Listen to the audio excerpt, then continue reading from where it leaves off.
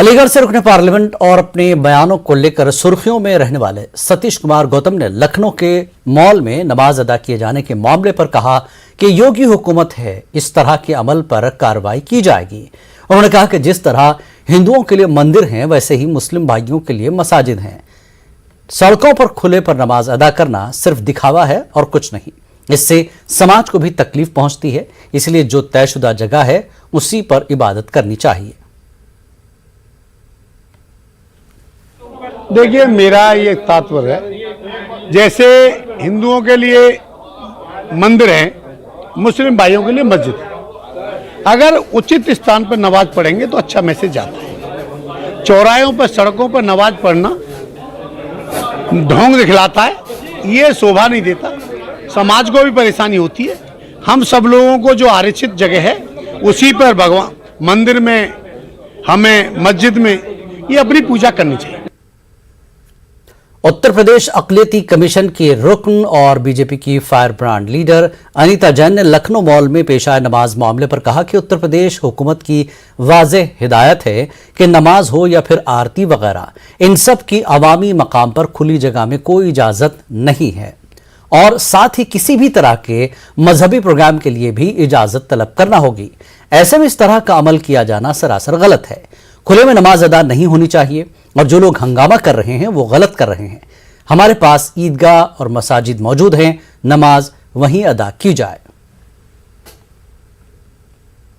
नमाज और खुले में सुंदरकांड और खुले में आरती और ये सब के लिए ऊपर से महाराज जी ने, हमारे मुख्यमंत्री ने मना कर रखा है, सख्त हिदायत दे रखी है। कोई भी खुले में ना नमाज पढ़ेगा, ना आरती होगी, ना ही सुंदरकांड होगा, ना ही अन्य चीज़ें होगी। ये हंगामा गलत कर रहे हैं। खुले में नमाज नहीं पढ़नी चाहिए। अपना ईदगाह है, हमारे पास मस्जिदें हैं, उनमें जाके नमाज पढ़नी चाहिए। सावन महीने की शुरुआत के साथ ही कल से कांवड़ यात्रा की भी शुरुआत हो गई है, जो 26 जुलाई को महाशिवरात्रि तक जारी रहेगी। ऐसे में कांवड़ियों की बड़ी तादाद मगरबी यूपी के कई अजला से होकर गुजरेगी। जिला और पुलिस इंतजामिया के इंतजामात और कांवड़ियों की सहूलियात के पेश नज़र मुस्लिम समाजी और मिल्ली तंजीमों के जिम्मेदारान और उलमाए कराम ने मुसलमानों से ताउन की अपील की है। गुज़श्ता रोज बरेली में एक मुस्लिम होटल को बंद कराने को लेकर पेश आए कशीदगी के वाक़े के बाद आज मेरठ में बाद नमाज जुमा उलमाए कराम ने लोगों से एहतियात बरतने और कावड़ रूट पर गोश्त की दुकानों और होटलों को दौरान यात्रा बंद रखने की हिदायत दी। तमाम मुसलमानों से अपील की है कि कावड़ यात्रा के अंदर हमारे बिरादरान वतन का ये जो कुछ भी प्रोग्राम है, उनका इबादत का प्रोग्राम है, इसलिए इस इबादत के अंदर हमें हर तरह का ताउन करना चाहिए। किसी तरह की कोई मुज़ाहमत हमारी नहीं है। रास्ते इस वक्त में हमें 1 हफ्ता 10 दिन परेशानी होगी, उन परेशानियों को बर्दाश्त करना चाहिए और अपने बिरादरान वतन का ताउन करना चाहिए। इस सिलसिले में पहले से हमारी तरफ से हिदायत जारी हैं और अब भी हमारी तरफ से यही अपील है कि हमारे शहर में अमन व अमान और सूरत हाल पुरसुकून रहे। हमारा तो ये बुनियादी फ़र्ज़ है कि हम अपने अच्छे अखलाक का नमूना पेश करें और उनको इस बात का मौका दें कि वो अपने जो मजहबी अपनी जो काम है उसको बहुतों को भी अंजाम दे सकें। कोई ऐसा काम नहीं करना चाहिए जिससे ये जो कांवड़ियों का जो सफ़र है इसमें किसी किस्म की कोई बाधा पड़े, कोई रुकावट हो।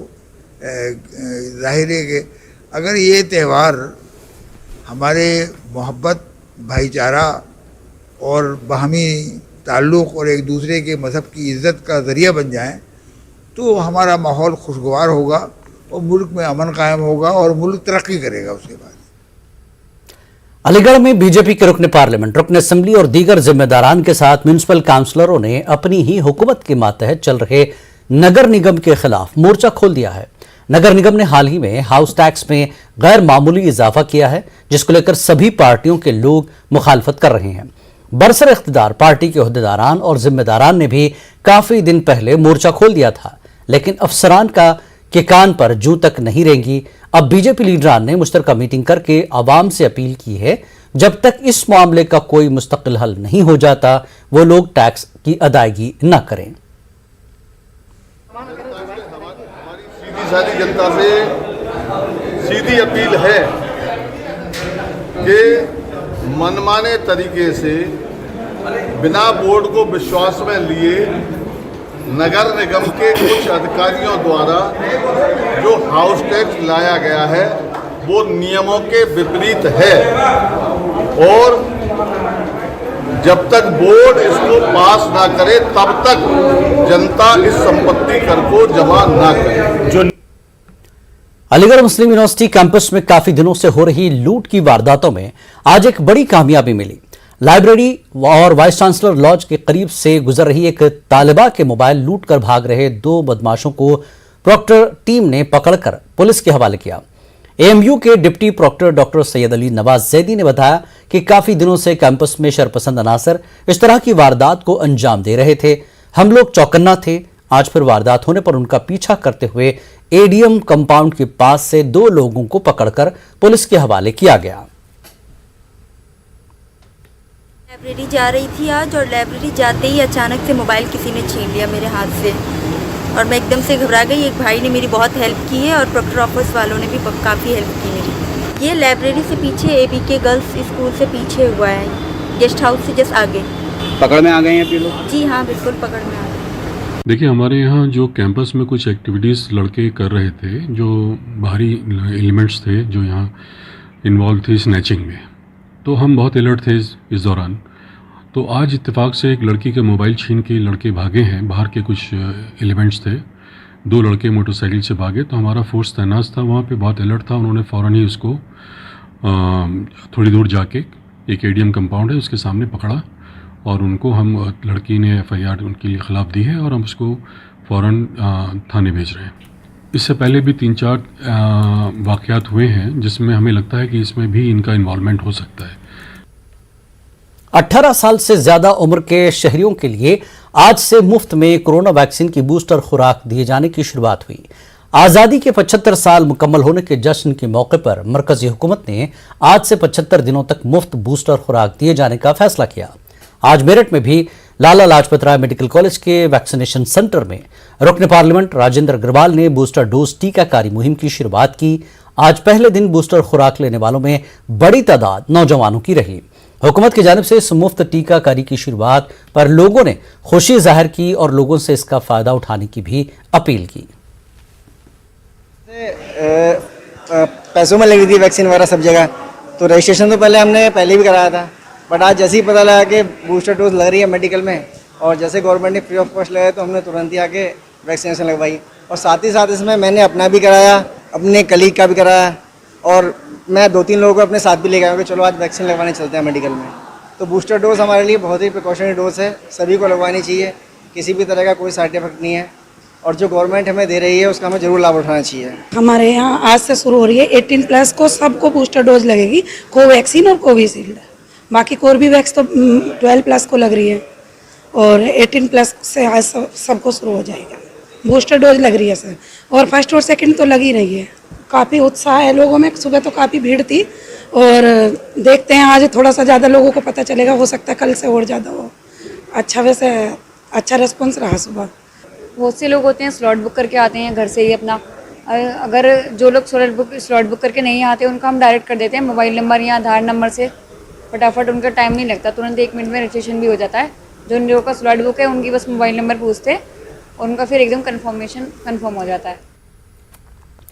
बूस्टर डोज का यूपी में आज से आगाज हुआ। 18 से 59 साल की उम्र वालों को मुफ्त में ये डोज दिया जा रहा है। गाजियाबाद में 66 मराकज़ पर डोज लगाया जा रहा है। हमारे नुमाइंदे ने एक मरकज पर पहुंचकर गाजियाबाद के सीएमओ से बातचीत की और बूस्टर डोज की अहमियत पर जानकारी हासिल की। प्रदेश में आज से बूस्टर डोज की प्रारंभ हुआ है 18 वर्ष से 59 वर्ष के आयु के लोगों को। इससे पहले 60 वर्ष से अधिक आयु के लोगों को बूस्टर डोज दी जा रही थी। तस्वीरों में आप देख सकते हैं कि बूस्टर डोज लगवाने के लिए जिला संयुक्त चिकित्सालय में पहुंच रहे हैं और कतारों में लग रहे हैं अपनी बारी के इंतजार के लिए। चलिए इन्हीं से जानते हैं कि आप बूस्टर डोज दी जा रही है, आज शुभारंभ किया गया है बूस्टर डोज का, तो कौन सी डोज लग रही है? 3rd dose. उसे मैसेज आया? जी एक्चुअली हम लोग एनजीओ में ही हैं, नीव शक्ति, तो जैसे हमें पता चला तो हमने बाकी लोगों को भी ये जागरूकता दी और स्टेटस पे डाला कि आज बूस्टर डोज के लिए आप आ सकते हैं। देखिए पहला दिन है और गुब्बारे भी लगाए गए हैं और बात करने के लिए बख्तोश शंकर जी है जो मुख्य चिकित्सा अधिकारी हैं। सर आज शुभारंभ किया गया है, 18 से 59 वर्ष के लोगों को बूस्टर डोज दी जा रही है, कितना लक्ष्य रखा गया? ये हमने जितने भी हमारी पीएससी जहाँ अर्बन पीएससी रूरल पीएससी सभी जगह पर वैक्सीनेशन की सुविधा है। आज पहला दिन है तो आज लोगों को लिए कल से हमने इनका प्रचार प्रसार भी किया है। लोगों के विभिन्न माध्यम से, आपके चैनल के माध्यम से भी लोगों से अपील करूंगा कि 75 दिन के लिए निःशुल्क है, तो इसलिए सभी लोग अधिक से अधिक संख्या में आए और इसका लाभ उठाएं।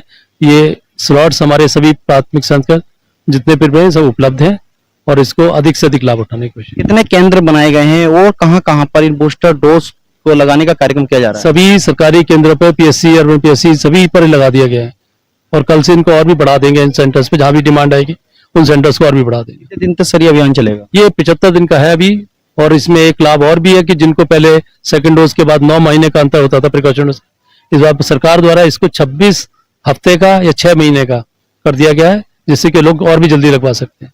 गाजियाबाद में जो बात की जाए वैक्सीनेशन को लेकर, पहली डोज और दूसरी डोज में वह क्या पूरा हो चुका है अभियान? हम पहली डोज में भी करीब 105% के ऊपर कर चुके हैं और सेकंड डोज भी करीब 104% के, तो हमारा लक्ष्य से काफी ऊपर है। यहाँ भी हम लोगों से निवेदन करेंगे आपके माध्यम से, मैं कहना चाहूंगा कि अधिक से अधिक संख्या में आए और इसका लाभ उठाएं। तो गाजियाबाद के मुख्य चिकित्सा अधिकारी थे, उनका साफ तौर पर कहना है कि कई केंद्रों पर इसकी स्थान रखा गया है बूस्टर डोज के लिए और अधिक से अधिक लोग पहुंचे और बूस्टर डोज लगवाई जाए और जो लक्ष्य रखा गया उस लक्ष्य को जरूर पूरा कर लेंगे। रोहित सिंह, न्यूज़ 18 गाजियाबाद। गाजियाबाद में महकमा एक्साइज ने बड़ी कार्रवाई की है। महकमा एक्साइज की टीम की छापेमारी में एक गोदाम पकड़ा गया। गोदाम से 34 पेटी शराब बरामद की गई। बरामद की गई शराब की कीमत लगभग 4 लाख रुपए है। इस मामले में एक शख्स को गिरफ्तार किया गया है। कोट नगर में अब जहां उपस्थित है यहाँ पे अभी 34 पेटी पकड़ी गई है और जो ट्रांसपोर्टर का आदमी यहाँ पे पकड़ा गया है वो बताया है कि कोई अज्ञात आदमी इसको डिलीवरी करके गया था और इसको कटिहार भेजा जाना था, लेकिन सूचना पे यहाँ दबिश दी गई और 34 पेटी शराब पकड़ी गई जिसका बाजार मूल्य लगभग 4 लाख रुपए है और इन लोगों के विरुद्ध जो है दंडात्मक कार्रवाई की जाएगी, ट्रांसपोर्टर के खिलाफ भी, चूंकि बिहार का रहने वाला है। और हम लोगों ने पीछे सारे ट्रांसपोर्टरों को बुला करके मीटिंग करके उनको कहा गया था कि आप लोग कोई भी चीज़ ट्रांसपोर्ट कर रहे हैं तो उसको देख लें, अवैध चीज़ जो है शराब या कोई भी चीज़ ना भेजें, लेकिन लोग मान नहीं रहे हैं तो इन लोगों के विरुद्ध। कानपुर में आरटीआई कारकुन और वकील सौरभ भदौरिया ने आईपीएस अफसर जकी अहमद पर संगीन इल्जामात लगाते हुए अदालत में शिकायत की थी। दरअसल जकी अहमद पर यह इल्जाम था कि वो हिंदू पुलिस एहलकारों को परेशान करते हैं, जिस पर जकी अहमद को सस्पेंड कर दिया गया था। अब जबकि दोबारा जकी अहमद की तैनाती हुई है तो फिर इन पर वही इल्जामात लगाए जा रहे हैं। आरटीआई कारकुन का कहना है कि कानपुर में पोस्टिंग के वक्त भी जकी अहमद को ऐसे इल्जामात का सामना करना पड़ा था। देखिए, पूर्व में जकी अहमद के खिलाफ मैंने शिकायत की थी। 53 हिंदू पुलिसकर्मियों का एसीओ रहने के दौरान, एडीजी एंटी करप्शन रहने के दौरान इन्होंने 53 हिंदुओं का शोषण किया था, मानसिक यातनाएं दी थी, उनको फर्जी भ्रष्टाचार के आरोप में फंसा के जेल भिजवाया। कईयों की नौकरी हो गई, एक लोग ध्यानपाल सिंह वो खत्म हो गए। उसके बाद शासन ने इनको 28 अक्टूबर 2021 को सस्पेंड करके मुख्यालय में अटैच कर दिया था। अभी 1 महीने पहले इनकी नियुक्ति पीटीसी सीतापुर हुई, वहाँ पर भी यही हिंदू कर्मचारियों का शोषण करने लगे। उनमें विपिन कुमार एवं प्रिंस कुमार गुप्ता का शोषण करके उनसे कहा कि मुझे गुरु पूर्णिमा को मीट बनाओ, मीट खिलाओ, इस्लाम कबूल करो, इस सरस्वती जी और लक्ष्मी जी की मूर्ति यहाँ कैसे है, इनको हटाओ, यहाँ की जगह मक्का मदीना की फोटोएं लगाओ। इन्हीं के एक हैं आसिफ खान जो कि पूर्व में भर्ती बोर्ड घोटाले में मुस्लिमों की नियुक्ति के उसमें दोषी पाए गए थे, पर समाजवादी पार्टी की सरकार आने पर लीपापोती करके उनको बचा लिया गया। तो इन्होंने पीटीसी पहुंच के सबसे पहले मुस्लिम लोगों का गैंग बनाया और हिंदुओं को प्रताड़ित करने लगे। उसके संबंध में उन गरीब कर्मचारियों ने मुझको वीडियो भेजे, मैंने उनको विभिन्न जगहों पर भेजा। कानपुर के गोविंद नगर थाना इलाके में रहने वाली एक लड़की ने रायबरेली के बरछावा में तैनात कांस्टेबल पर संगीन इल्जामात लगाए। इससे दोस्ती करने के बाद उसे नौकरी दिलाने के बहाने उसका जिस्मानी इस्तेहसाल किया गया। मुतासरा ने यह भी इल्जाम लगाया कि सिपाही के पास उसकी कुछ वीडियोज हैं जिनके जरिए वो मुसलसल मुतासरा को ब्लैकमेल कर रहा है। मुतासरा ने बताया कि जून 2022 में इस मामले पर एफआईआर दर्ज हुई थी, लेकिन अब तक कांस्टेबल के खिलाफ कोई कार्रवाई नहीं की गई। हमने पुलिस से भी शिकायत की है और हमारे सारे बयान भी हो गए हैं, लेकिन वो अरेस्ट नहीं किए जा रहे हैं। कुछ कहती नहीं, सब टाल देते हैं, कहीं कुछ कहीं कि हम 1 महीने से चक्कर काट रहे हैं, कहीं इधर के कहीं उधर के, बार बार जा के, लेकिन कोई अरेस्ट नहीं कर रहा। बोलते हैं जांच चल रही है, बयान सारे हो गए हैं, लेकिन बस अरेस्ट नहीं कर रही है। हाँ, धमकी देते हैं निकलते बैठते इधर उधर से कि मुकदमा वापस ले लो वरना जान से मरवा देंगे, और बोल रहे थे फर्जी मुकदमा तुम्हारी फैमिली पे लगा देंगे। महिला का केस हमारे सामने आया है, वो भी एक पुलिस अधिकारी ने उसका शोषण किया है। ये बहुत ही दुर्भाग्यपूर्ण बात है, लेकिन इस महिला का केस मैं लड़ूंगी और सिर्फ इसी का नहीं, ऐसी तमाम बच्चियों का केस मैं लड़ रही हूँ निःशुल्क, जिससे कि उन बच्चियों को न्याय मिल सके और वो सर उठाकर जी सकें। मैं दूसरों को न्याय दिलाऊंगी और जो भी बच्ची आएगी उसका कल्याण करने का और उसको सर उठाकर जीने का एक नया रास्ता दिखाऊंगी।